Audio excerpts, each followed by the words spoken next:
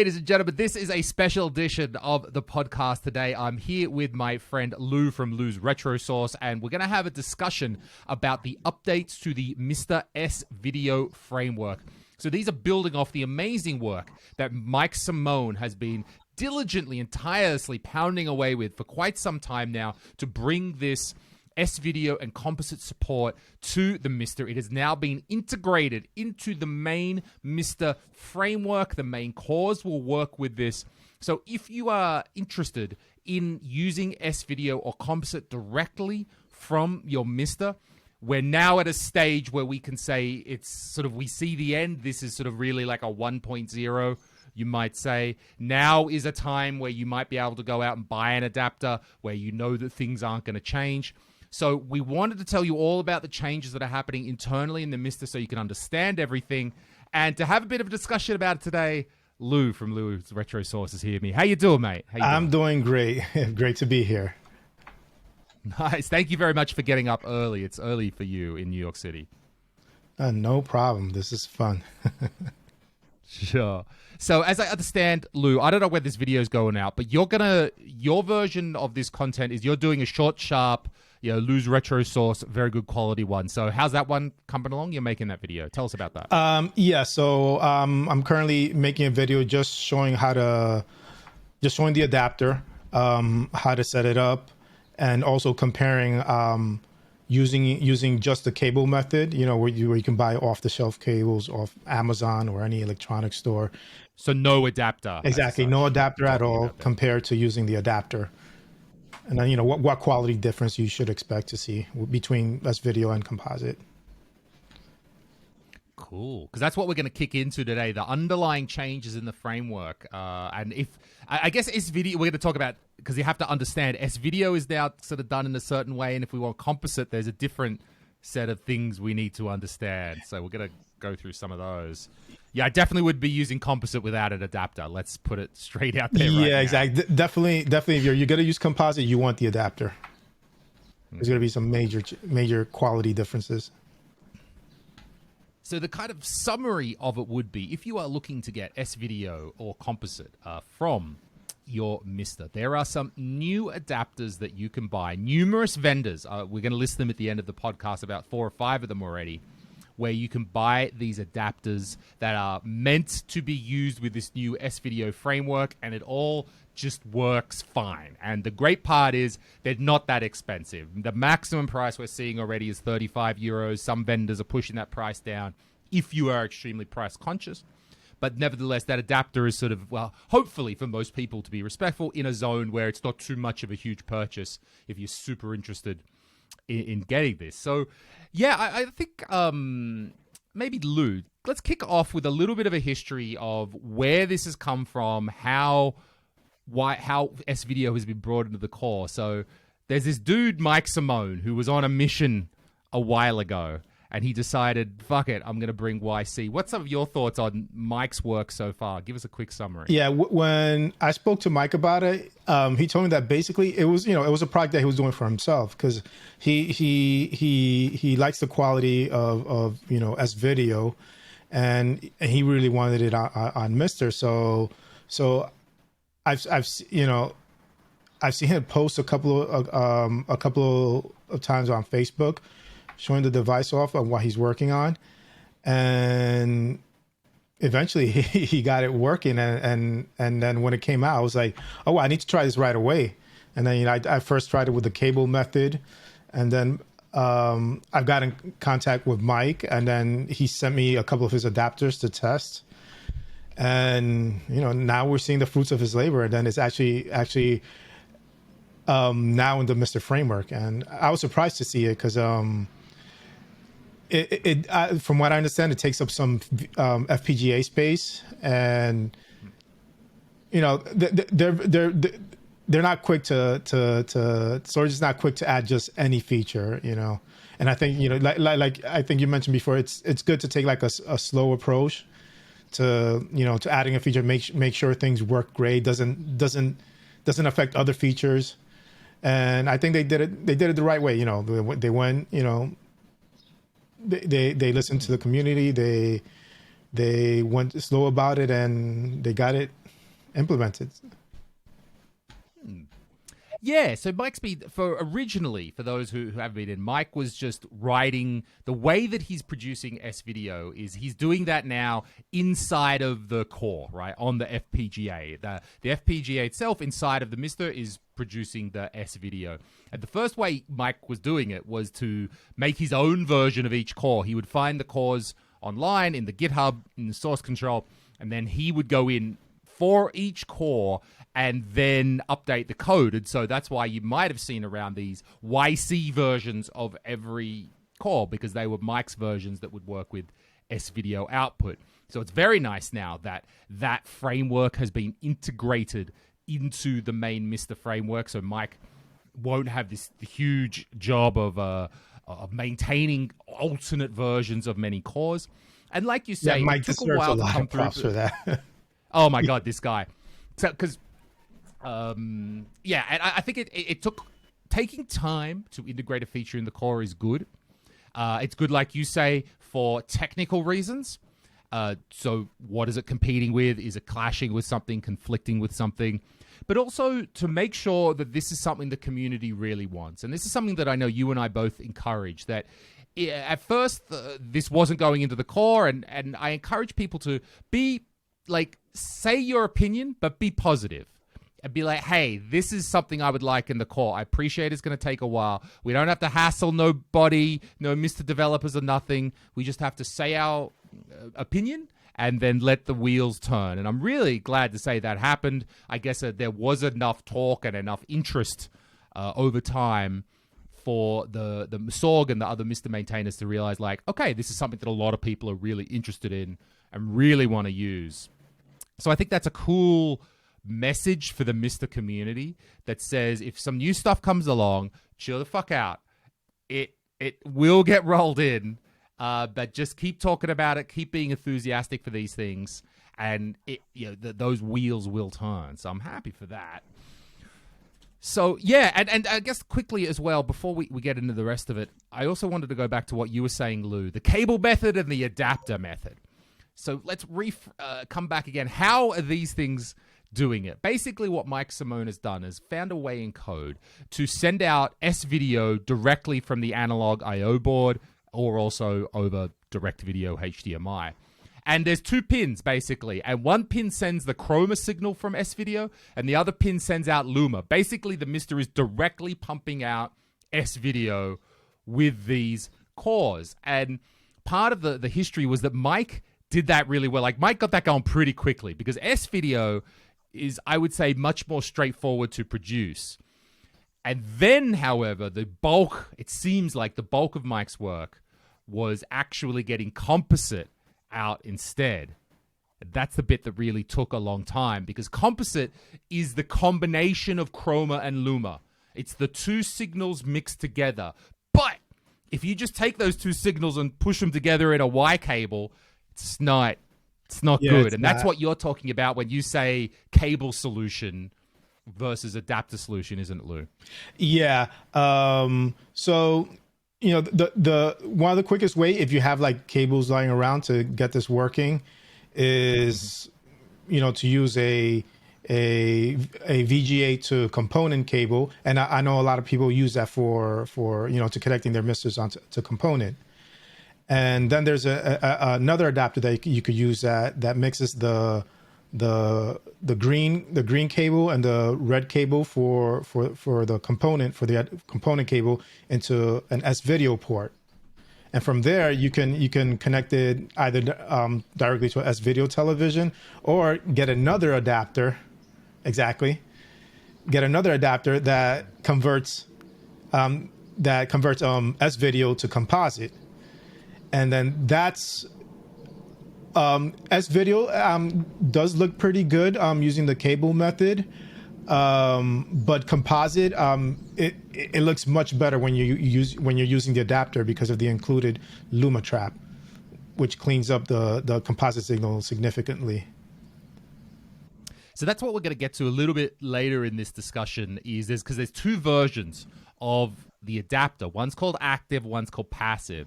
And the basic summary is, if you want composite, get an active adapter. If money is tight and you only definitely want S-Video, you can deal with a passive adapter because it'll do S-Video, but it won't do composite that well. So that's the basic summary of the two devices. So that's where we're coming from. These are available here. I'll talk a little bit about now. Beyond the adapters, the framework that's been changed in the MiSTer to enable this new S-Video framework, or greater color output, analog output framework as it might be called, a change has been made to the mister.ini file. And now we've got a new setting, which is VGA_mode. And VGA_mode can be one of several things. It can be RGB, which is probably what most people are used to be using. It'll just output RGB, C-Sync, whatever your regular settings. It could be set to YPBPR, which is the old, where there used to be a setting YPBPR equals 1 or 0. That's now deprecated. And instead what you do is you say VGA mode equals YPBPR. And so that will give you component output. Now the big part here, the one we're looking at, is VGA mode equals S-Video. And when that's enabled, this is what we're talking about. This is the one, this is the setting that most people are going to need when they're using these adapters and when they're using the S-Video framework. So tell us about your investigations into this. Was it confusing for you at first, this VGA mode stuff, Lou?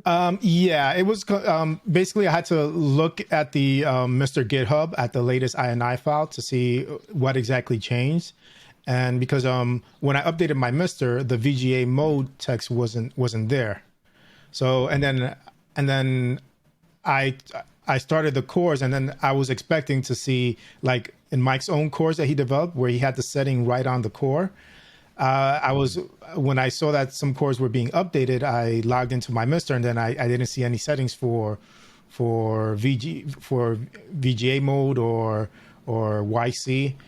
And so that was confusing at first. So that's what led me to check out the GitHub, and that's where I saw the VGA mode. And then you also confirmed it too by testing it, and then by setting it to S-Video. Now the MiSTer menus, because with Mike's core, the MiSTer menu would show in black and white, and now now that it's integrated, now that this feature is integrated into the MiSTer framework. Now, all the menus will output in S-Video or Composite, and then once I set the VGA mode to S-Video, then everything worked just great. As long as the cores were updated, then everything will be great. On the C64 core, you do.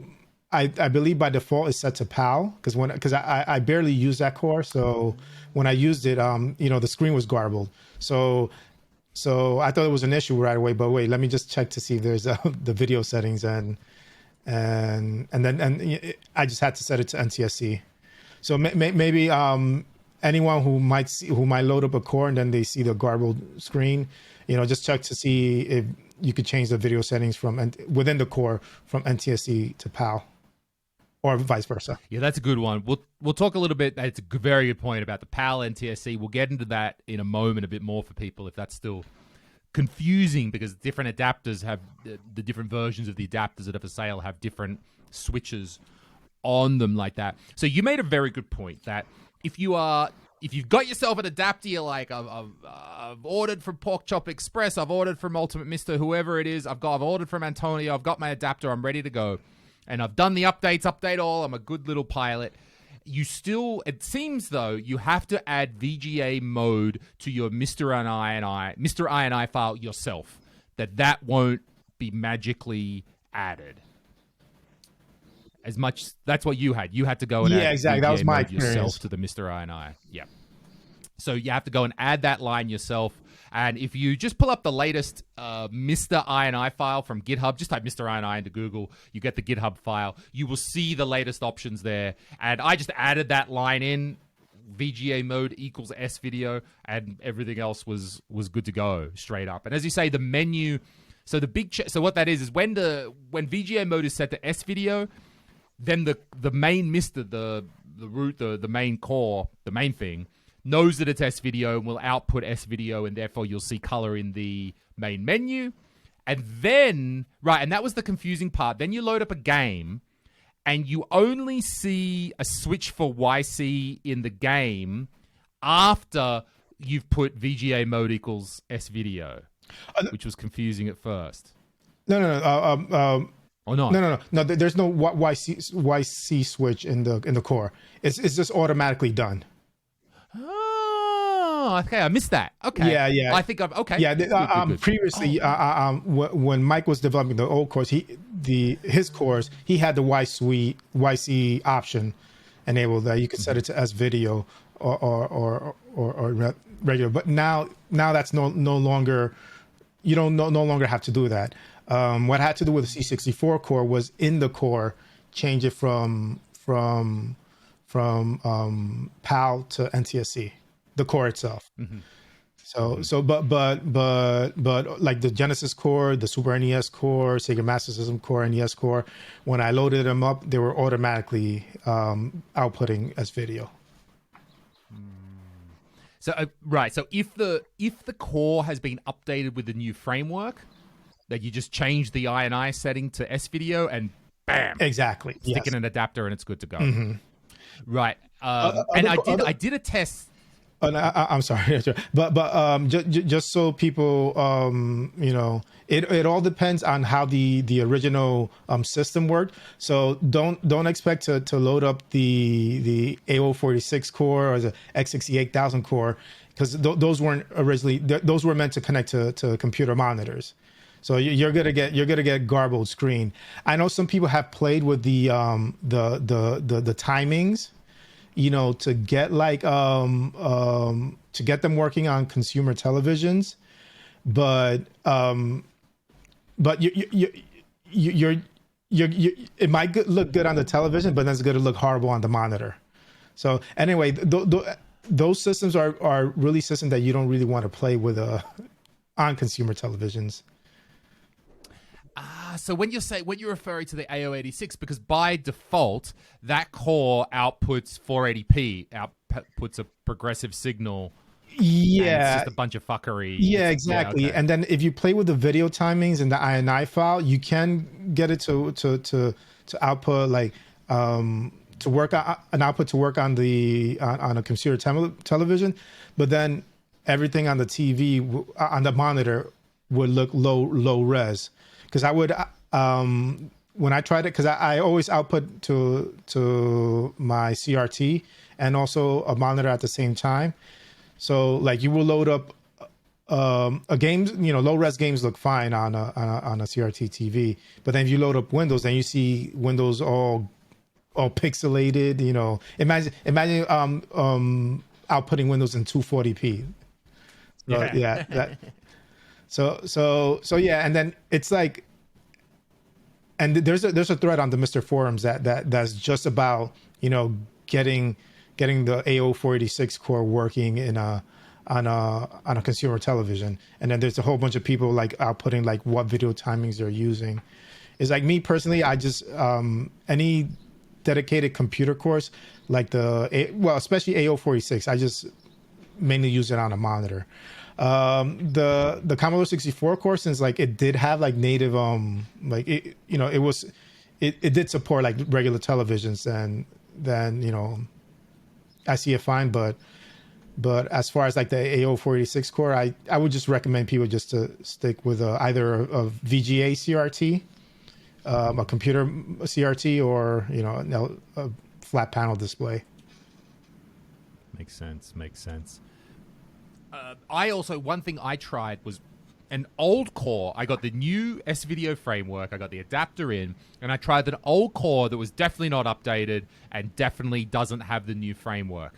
And it still works. It just comes out in black and white. Mm-hmm. So if your core or your game or whatever is not displaying in color, maybe it hasn't been updated yet, but it will still work. Just be in black and white. So this is all through the adapter. Right, so this is through the adapter. S-Video is coming out, and it looks good. Now, there's one more very interesting option that I want to discuss. There's another option for VGA mode, which is cvbs, which means composite, essentially. And the story behind this is an interesting one. So, like I was saying before, Mike's tremendous cores, basically what they do is they know how to output chroma and luma, those two signals. And that's S-Video. And composite is basically those two signals mixed together with some voodoo hooky to make it look a little nicer. But basically those two mixed together.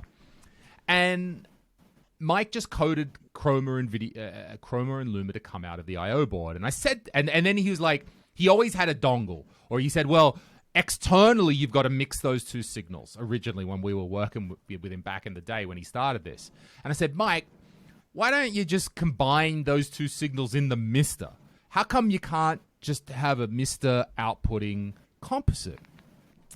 And he said to me, Lewis, it's one of those engineering solutions that's just easier to do externally.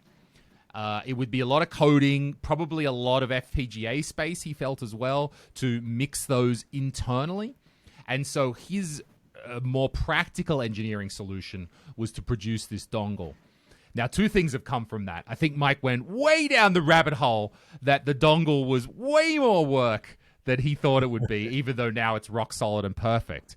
But it's interesting that there is this beta version of CVBS is basically a beta version, as much as I can see, of mixing composite inside of the adapter. And I gave it a quick test and it didn't work. Apparently the voltages are low and it's not perfected yet. But it's something that might happen in the future, that we could get a composite directly out of the MiSTer. Why is that cool? Well, if our adapter is $20, I guess you could save $20 on the adapter. And I feel we're starting to split hairs a little bit here to say like, oh, the cable solution or the adapter solution when it's cheap. Did you understand anything about this CVBS, Lou, or what did you kind of understand about the situation? Well, like you said, I tried it, and then it was giving me. I was getting garbled screens, and it wasn't working. And basically it was like, my understanding was like that it was being generated. The composite was being generated in the core instead of doing it externally. So, which I think it's good to have options, and also regarding like the cable method, if you don't have the cables, and then you're thinking about, maybe I should just get some cables, and you're trying to decide between the cable method and the adapter. I think it's just better to get the adapter, because you might end up spending about the same amount of money after you get all the adapters, all the cables together. Because sometimes, depending on the cable you get, you might need couplers to attach between adapters, and it's just a cleaner solution to use the adapter. Absolutely. I would totally agree with you. And this is considering that the adapters are fairly affordable. So the most expensive one is about $35. I see some a bit less. Look, appreciate that's still an amount of money. But like you say, I think you could probably, if you bought everything from scratch, I reckon you could get away with about $10 off Amazon of cables if you just wanted to use S-Video.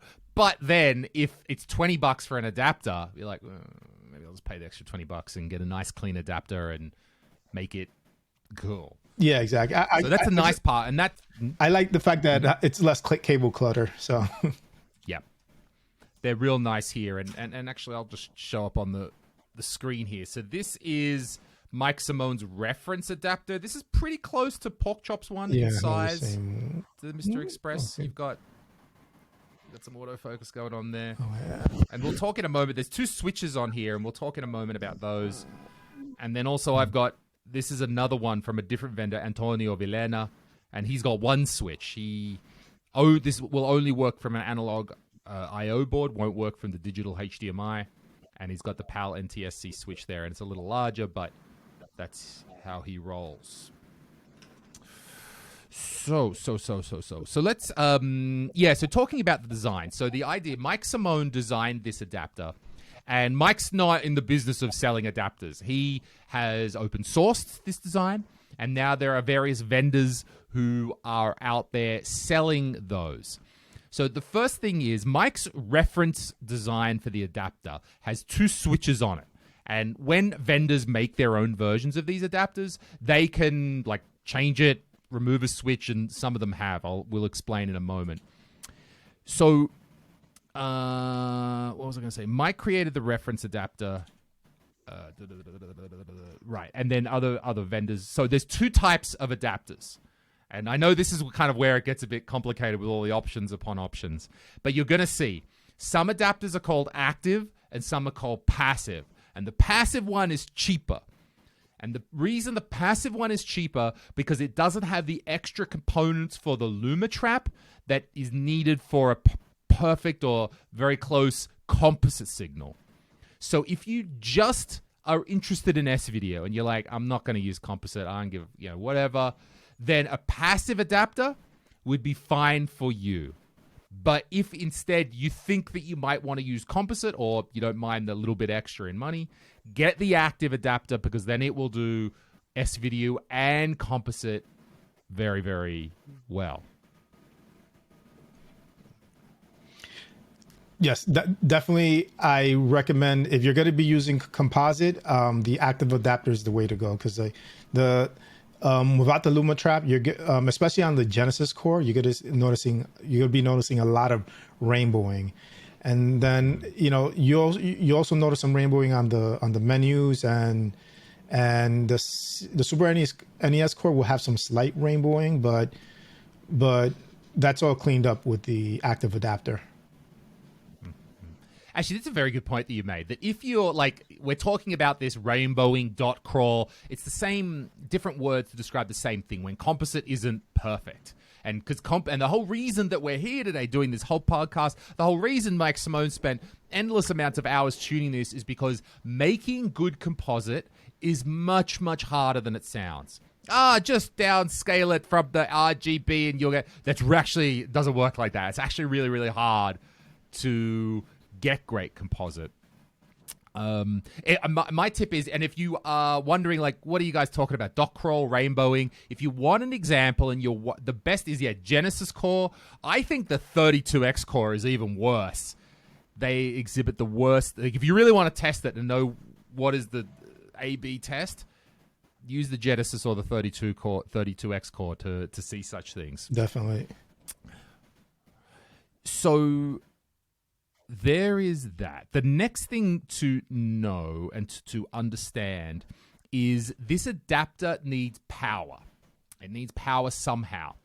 And there's 2 methods to power these adapters. The one method is there's some MiSTer analog I/O boards. I think most, but I'm not sure, have a jumper that lets you output 5 volts on pin 9 of the VGA port. And that is actually technically part of the VGA spec. So you're not doing anything crazy by sending 5 volts out the VGA pin 9 by sending 5 volts out.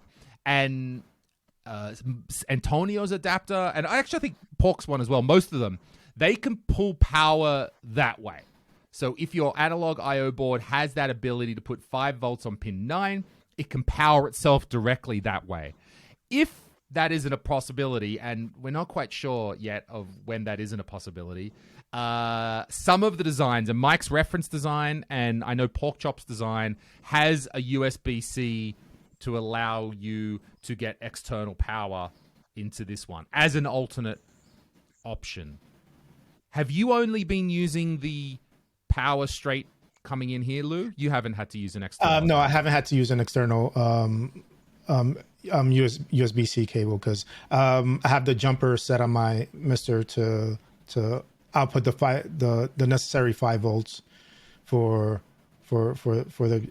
the adapter, and it looks great. So sure, because I was just checking with, and there's something you may want to, if you are buying from MiSTer add-ons from Porkchop Express, you may want to double check on that one because he told me that his analog I/O boards don't have that jumper populated. So if you've bought I'm not sure, but we have to double check this. That's why he put the USB-C on his, because that may not happen on his analog I/O boards. But I got to double check that. So there's an option there anyway. So that's why some are powered, unpowered. And then, for example, Antonio Villena, when he was making his, Antonio is sort of, he likes to just say, I make my boards for me and for my misters. So he doesn't have a USB-C option. You can only power it from the VGA port there. And again, comparing these two adapters, we haven't talked about direct video.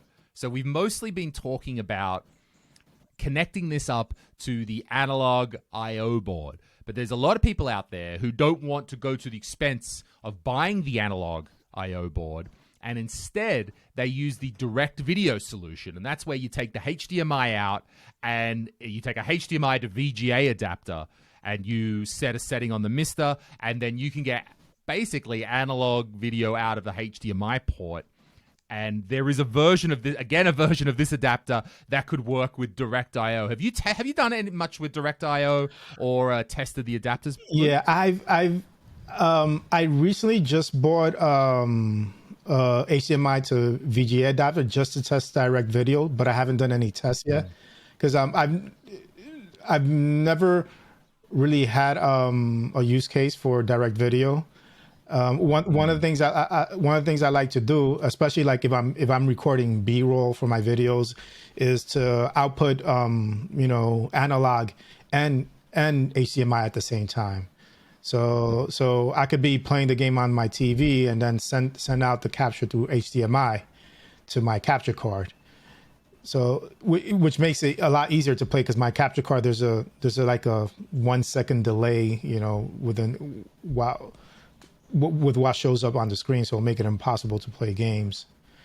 But okay, so I don't know if Porkchop's design has a switch for direct. I know Mike's does. There's a direct a switch for the digital I/O board and direct video.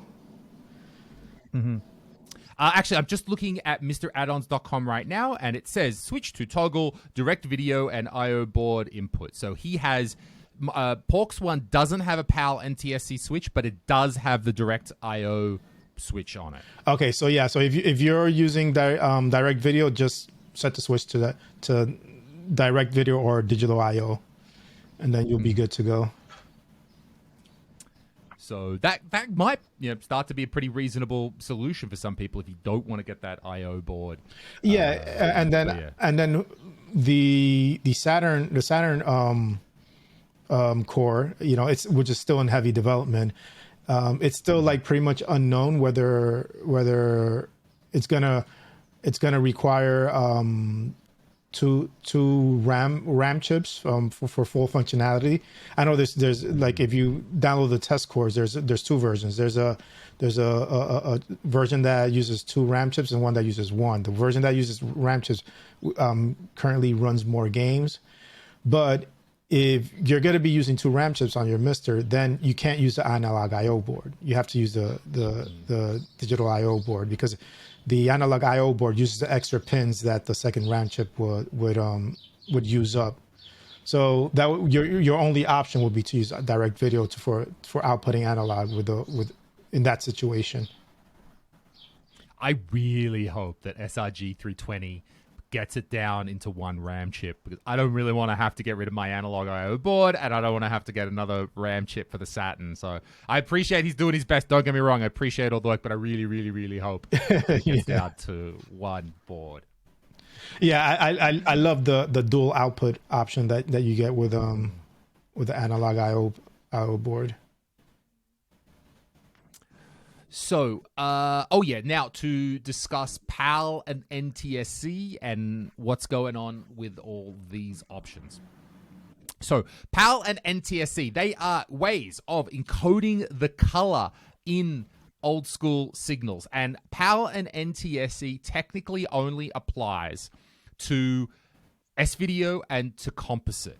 So the real old story about this is back in the day, we had TVs and they were black and white. And it was all black and white. And that was just one signal and they were able to send it. And which would be, Luma.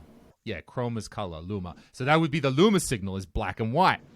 And then they said, well, we've got this technology now to do color TVs. How are we going to integrate it? Are we going to do something completely different?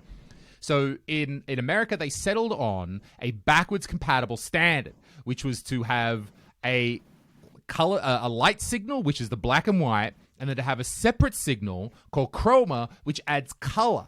So that's how you get S-Video being two signals. One is the black and white, and one is the color signal.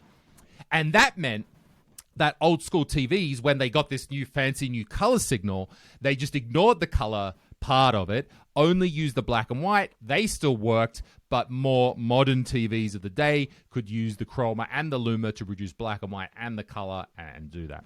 So, and when color was encoded, there were different methods to sort of encode that. And one is called NTSC. It's working typically on 60 hertz in North America. One is PAL. It's typically working on 50 hertz in other European, Australia, other countries like that. So, and PAL and NTSC does not apply to component or RGB. They are encoded. Those signals are made in a completely different way, and this is not a concern. 50, 60 hertz is still a concern when it comes to RGB and component, but PAL and NTSC isn't. So, and typically I think like NTSC gets associated with 60 and PAL gets associated with 50. And so those two terms can be a little bit confused there. Right. So now the reason these adapters have a PAL or NTSC switch on them, and they don't make NTSC. I think now correct me if I'm wrong here. If I wanted to get PAL out of my MiSTer, what I need to do is go into my core and then select PAL output out of the core in the MiSTer menu, and then I guess probably play a PAL game as well. That's the way to get PAL out. Am I wrong or am I right? No. Yeah, that sounds correct. And the reason being, like, if you play a game, there's this game on the Genesis. It's a light gun game. I forgot the name of it, but it only came out in Europe, and it won't work it won't work on a NTSC CRT because it only outputs in PAL. Even if you have the game won't load up in US mode, and you have to that game, at least in my experience, it only worked when I set it to PAL, and then if the Genesis core is set to PAL, then I can't play it on the CRT.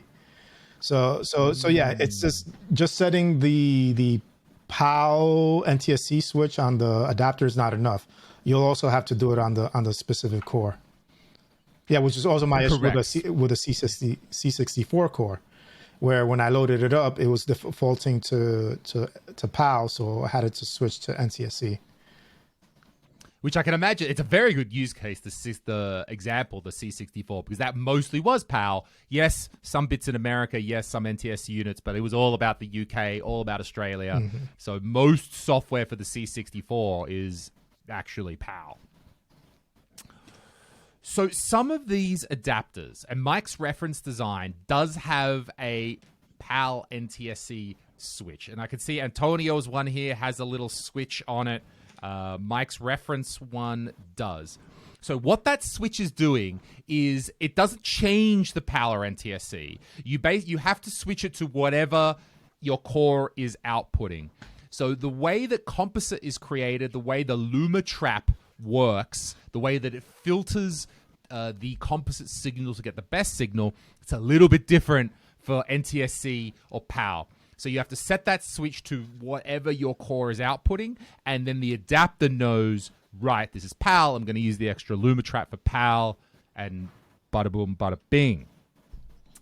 Now, talking to Porkchop Express from Mr. Add-ons, his adapter does not have the PAL NTSC switch, and his reasons for leaving that off are very straightforward and pretty logical. Number one, for most of his customers are US. They're going to be using NTSC anyway. He can cut down a little bit of size and a little bit of cost by removing that switch and maybe a little bit of confusion from that. So he's no doubt looked at his customer base and said most of them are that.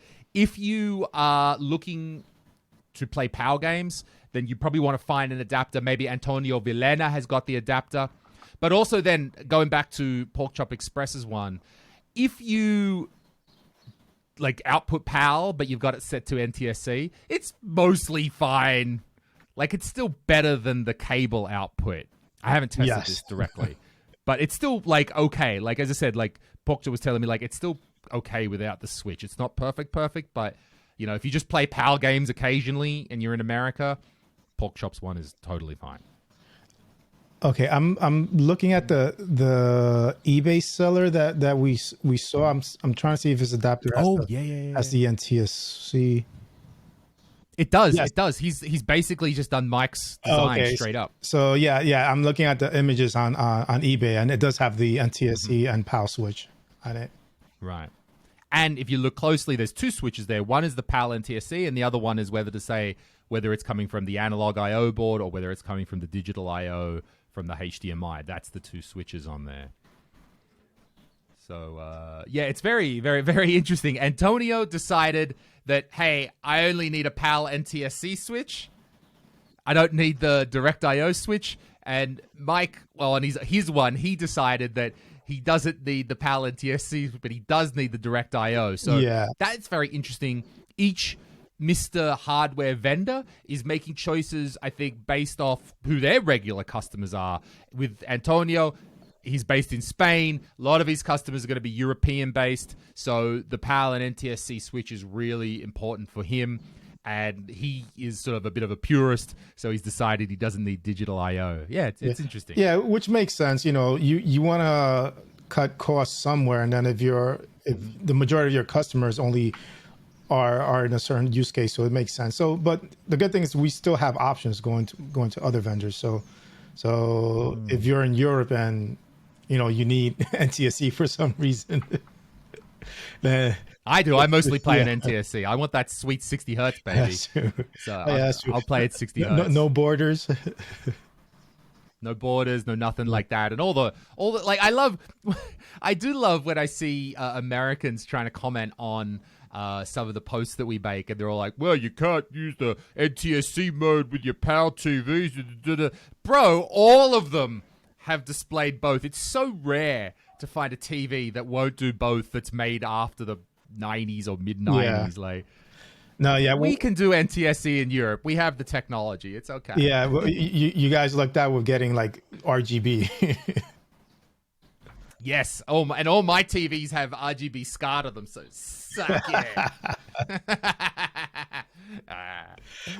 So let's wrap it up. We'll try to make... before we wrap it up, which is one of the good things about this adapter and, you know, adding S-Video and Composite to the framework is that, like, in the US, you know, Composite was basically the standard. You know, very rarely would you see the first time I got a TV with component was when I got my first LCD TV. So before, like, every TV just had composite and, you know, or just had RF. So especially in the US, you know, there's a lot of televisions that will make use of this. You may have you could get like a TV's really cheap with composite output, and you know, like BVMs and PVMs are pretty expensive now. You know, like if you look on eBay, very rarely you could find something cheap.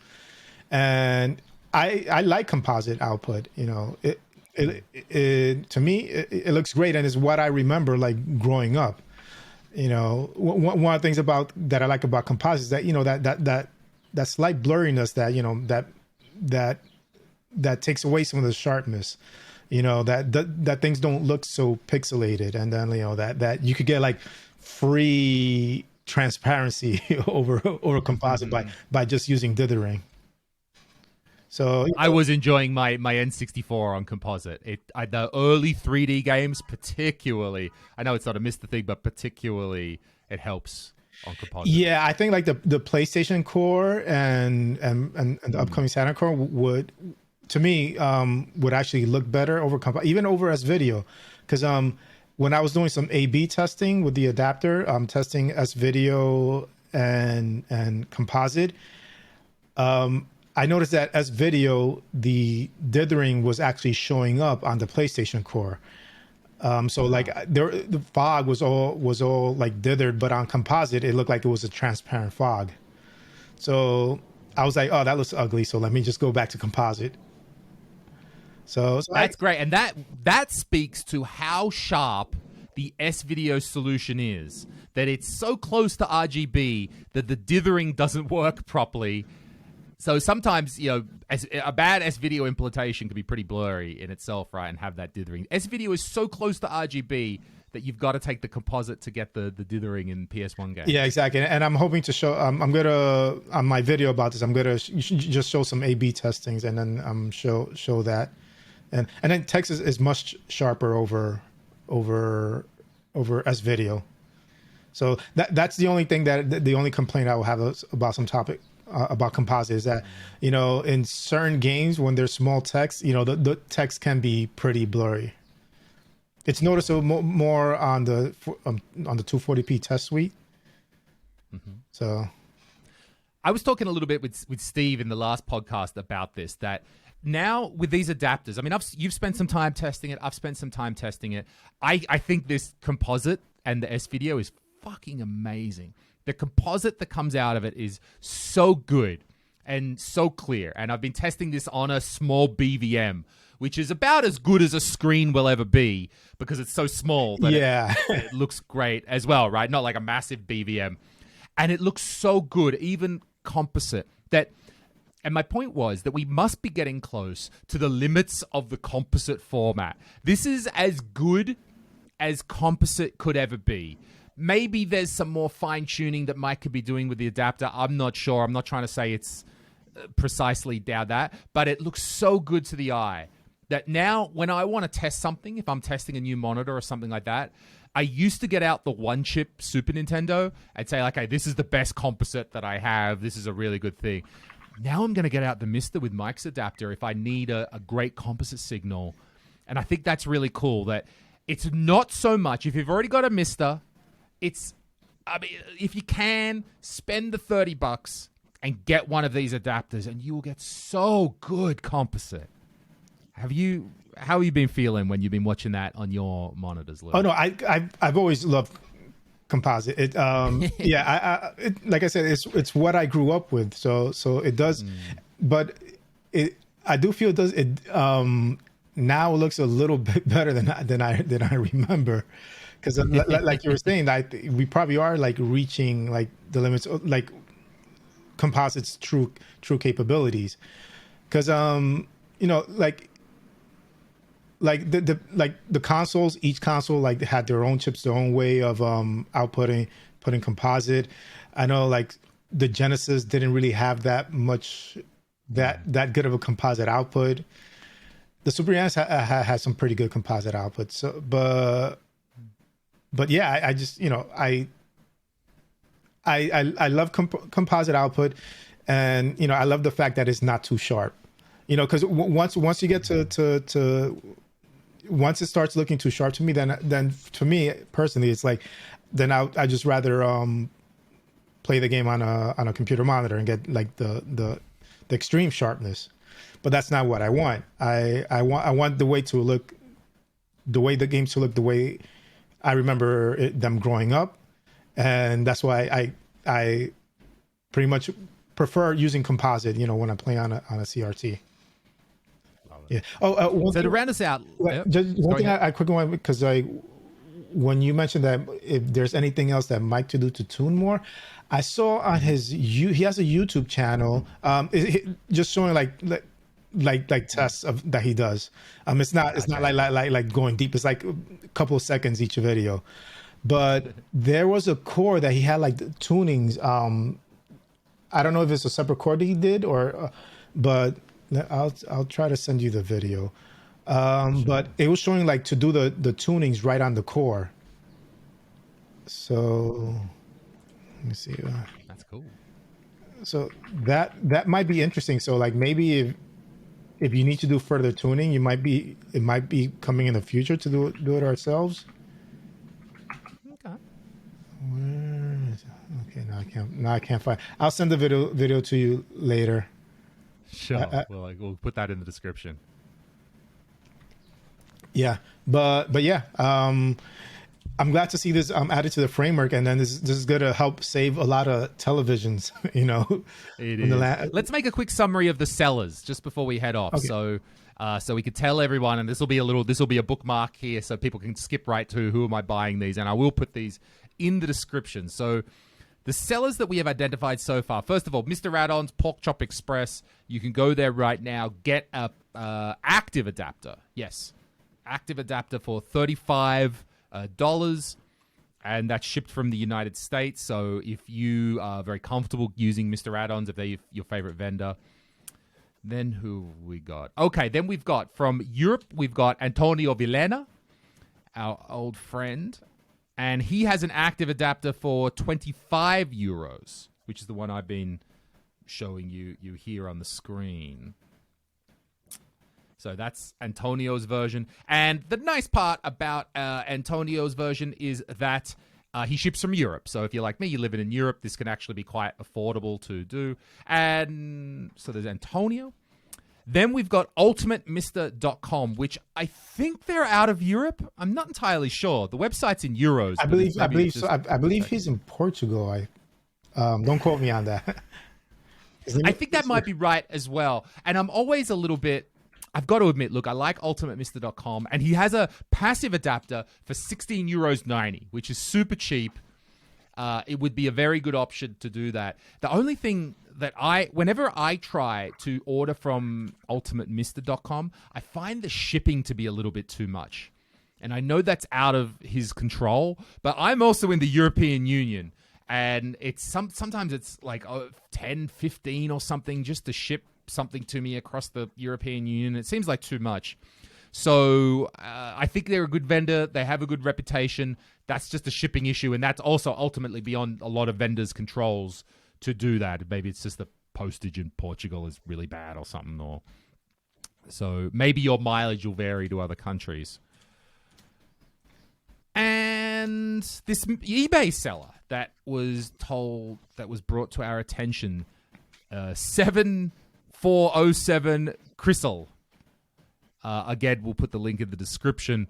They have quite a number of different MiSTer-related devices, MiSTer-related add-ons, you might say. And that person is selling active adapter for $30 and a passive adapter for $20. From the picture, we have not reviewed these items, but from the picture, they seem to be exactly Mike's reference design. They seem to be exactly the same as Mike's one. The components are all in the same place. The switches are in the same place. And that ships out of Ohio. So that might be another good solution for US-based buyers. Cool, man. Anything else? Do you know anyone else, or do you have any thoughts about Mr.? Have you heard anyone who might be thinking about another vendor who might be creating one? Have you heard anything on the grapevine? No, I have. Those are basically Ultimate MiSTer, Antonio, and Mr. Add-ons. Those are the main MiSTer vendors that I know of. And then I just recently heard about the eBay vendor selling the adapter. And yeah, me too. I've never heard of that person before, but they do have 531 feedbacks, and they're all 5.0. So this seems good. Okay, so not too bad, apparently. 1,000 items sold, 100% positive feedback. Okay. Oh, that's reassuring. It is reassuring. So that's another option. We're going to have it all in there. So this is exciting times. I'm very, very happy that this framework's out. I'm really happy.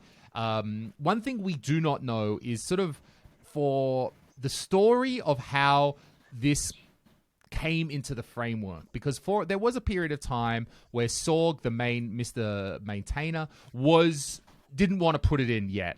And was it just a matter of time? We know in the past he was always a bit more of a fan of HDMI over analog outputs. So I would love to know a little bit more of that backstory. I don't have any more of that story to know kind of why was now the right time or so. Do you know anything more about that story, Lou? No. I just remember Mike did tell me like a couple of weeks ago that it's being added. I'm like, oh, I didn't dig deep into it, but I was just excited that it was actually being added into the framework. Yeah, it's cool. So that would be interesting to hear. Yeah, we want to dear Mike Simone, if you ever wish to come and talk to us, we will be very happy to talk to you, my friend. All right, so thanks very much. This special podcast episode where we've kind of taken a deep dive to really get into the MiSTer framework. Now, Lou, it's like, what is it, like 8:30? It's almost 8:30 for you. So what are you going to go to work soon? 8:15. Yeah, I'm going to get ready for work. Good thing is that today I work from home, so just have some breakfast and then get ready for my day. Love it. All right. Well, thank you, everyone, for this extra special episode of the podcast. Don't forget to like and subscribe. But I'm just happy that you got to the end of the podcast. I'm real happy that you're with us. Appreciate the support. See you next time. Bye.